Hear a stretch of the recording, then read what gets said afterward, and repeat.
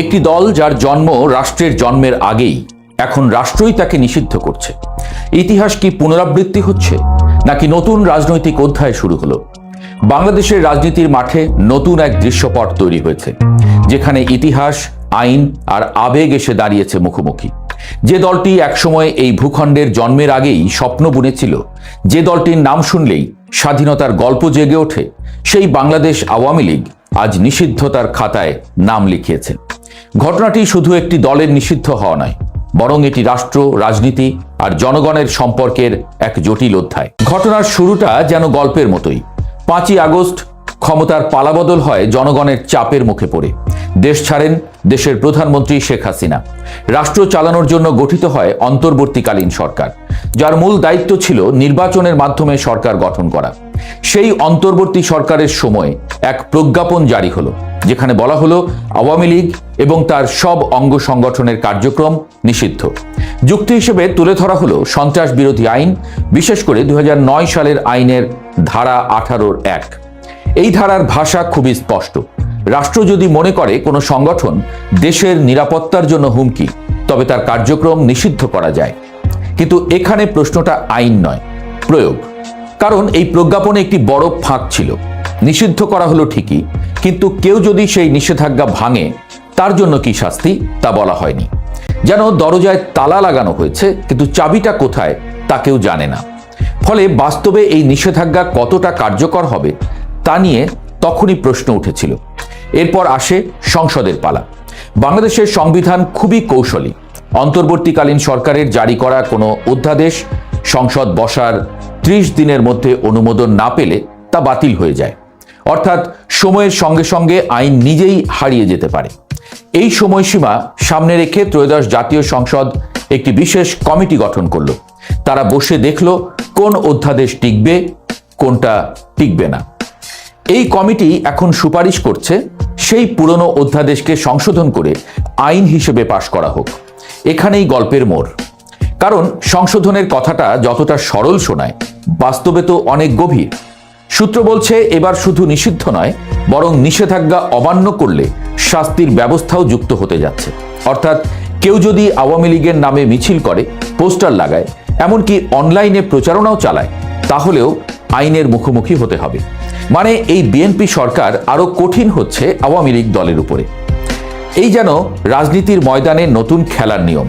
আগে যেখানে প্রতিপক্ষকে ভোটে হারাতে হতো, এখন সেখানে আইনই প্রতিদ্বন্দ্বীকে মাঠের বাইরে রাখবে। এখানে এসে অনেকেই প্রশ্ন করছেন, এটা কি আইন প্রয়োগ নাকি রাজনীতির নতুন কৌশল? বিশ্লেষকদের মতে একটি রাজনৈতিক দলকে নিষিদ্ধ করা খুবই সংবেদনশীল বিষয়। কারণ রাজনীতি মানে শুধু দল নয়, তার সঙ্গে জড়িয়ে থাকে লাখো মানুষের বিশ্বাস, পরিচয় আর আবেগ।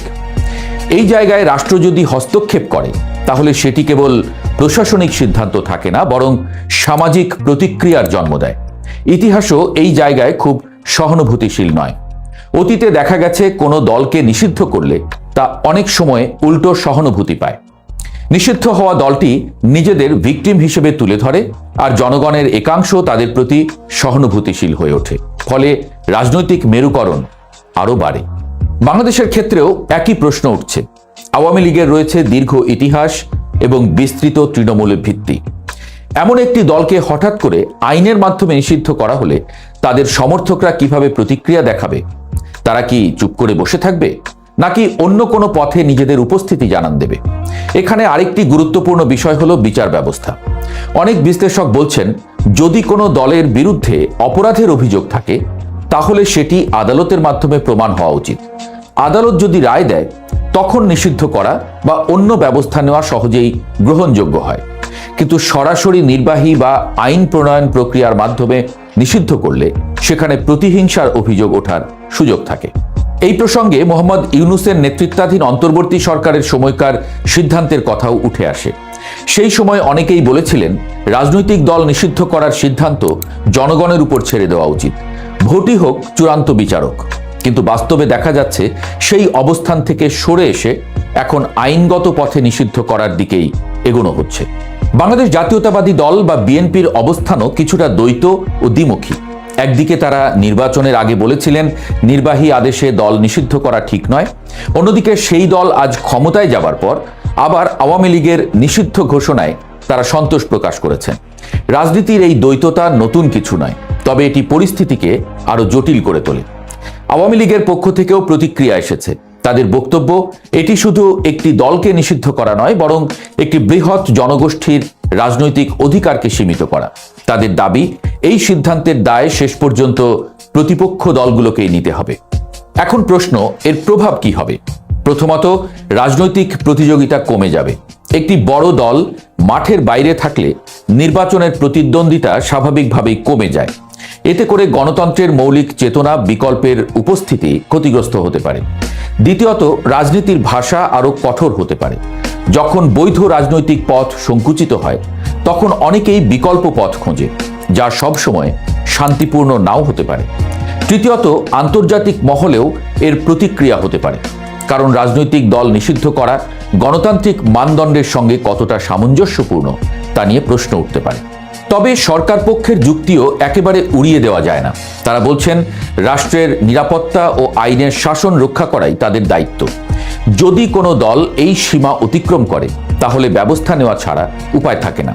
এই যুক্তি একেবারে অমূলক নয়, তবে এর প্রয়োগ কতটা ন্যায্য ও স্বচ্ছ সেটিই মূল প্রশ্ন।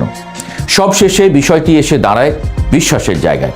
রাষ্ট্র কি জনগণের উপর ভরসা করবে, নাকি আইন দিয়ে নিয়ন্ত্রণ করবে?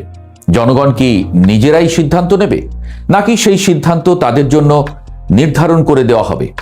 বাংলাদেশের রাজনীতির এই অধ্যায়টি শুধু একটি দলের নিষিদ্ধ হওয়া নয়, এটি একটি পরীক্ষা রাষ্ট্র, আইন এবং গণতন্ত্রের সম্পর্ক কতটা ভারসাম্যপূর্ণ থাকতে পারে।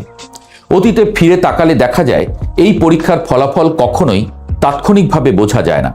সময়ই বলে দেয় কোন সিদ্ধান্ত রাষ্ট্রকে শক্তিশালী করে আর কোনটি তাকে আরো বিভক্ত করে তোলে।